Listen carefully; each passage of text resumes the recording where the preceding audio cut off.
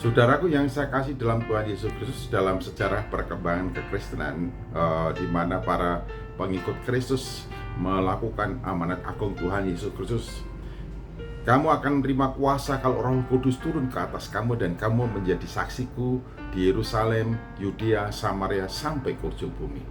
Ketika mandat ini dipegang dan pesan ini dipegang dan dilakukannya, mereka memang menghadapi hambatan, tantangan, rintangan, dan kesulitan, bahkan juga penganiayaan. Ada juga di antara mereka yang di dalam penganiayaan itu sampai dibunuhnya. Mereka dipenjarakan, mereka dimasukkan penjara, mereka disakiti, mereka dikejar-kejar, lalu mereka mengalami berbagai macam kesulitan dalam kehidupan mereka, mendapatkan tekanan dari pemerintah, mendapatkan tekanan dari kelompok penganut agama Yahudi pada waktu itu, karena kekristenan dianggap satu sekte yang menyesatkan. Namun apa yang mereka lakukan atau apa yang dilakukan oleh pengikut Yesus ketika mereka berada di dalam ancaman, tantangan, dan rintangan itu? Bahkan para rasul ditangkapnya, diadili, dipenjarakannya, tapi mujizat Allah tetap terjadi.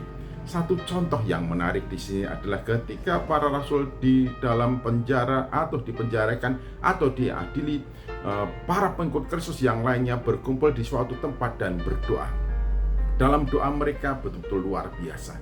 Mereka ditekan, mereka diancam, mereka dihimpit, mereka dipenjarakan, mereka dikejar-kejar, mereka dianiaya. Dalam keadaan yang demikian, tampaknya doa mereka bukan lindungilah kami, jagalah kami, bebaskanlah kami, lepaskanlah kami. Tapi doa mereka, mari kita lihat di sini dalam Kisah Para Rasul pasal yang keempat. Saya akan membaca mulai ayat 27 sampai dengan 29. Ini sebagian dari doa mereka. Sebab sesungguhnya telah berkumpul di dalam kota ini Herodes dan Pontius Pilatus beserta bangsa-bangsa dan suku-suku bangsa Israel melawan Yesus, hamba-Mu yang kudus, yang Engkau urapi, untuk melaksanakan segala sesuatu yang telah Engkau tentukan dari semula oleh kuasa dan kehendak-Mu.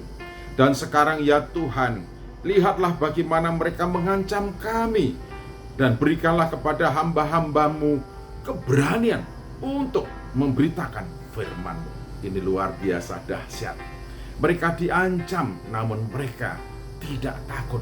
Justru mereka berdoa supaya tetap memberitakan Injil, supaya tetap memberitakan firman Allah, supaya tetap memberitakan Yesus Kristus, Tuhan Juru Selamat, kepada setiap orang yang belum mengenalnya. Mereka meminta, berikanlah kepada hamba-hamba-Mu ini keberanian untuk tetap memberitakan firman-Mu.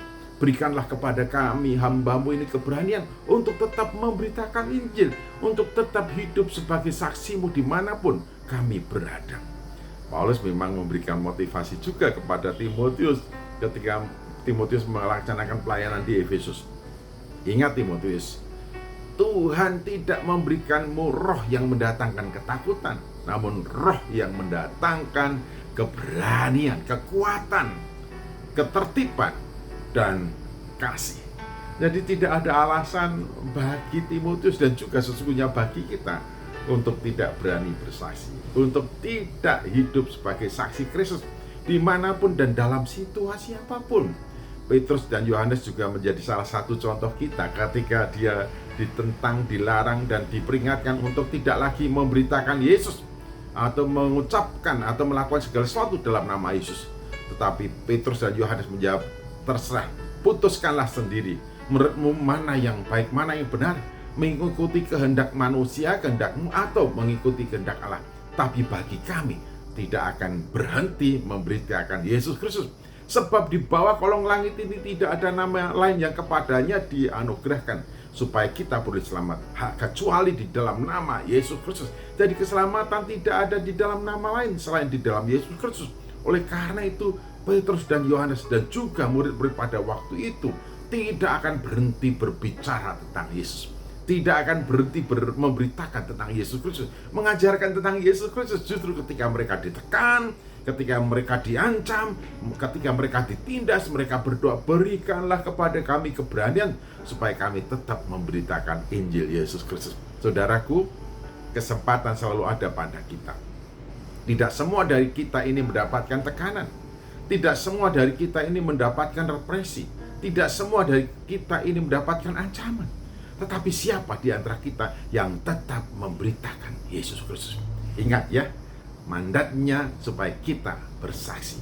Sebab kita adalah saksi Yesus Kristus. Jadikanlah semua bangsa muridku. Pesan Yesus jelas tegas untuk kita semuanya. Jangan pernah berhenti bersaksi.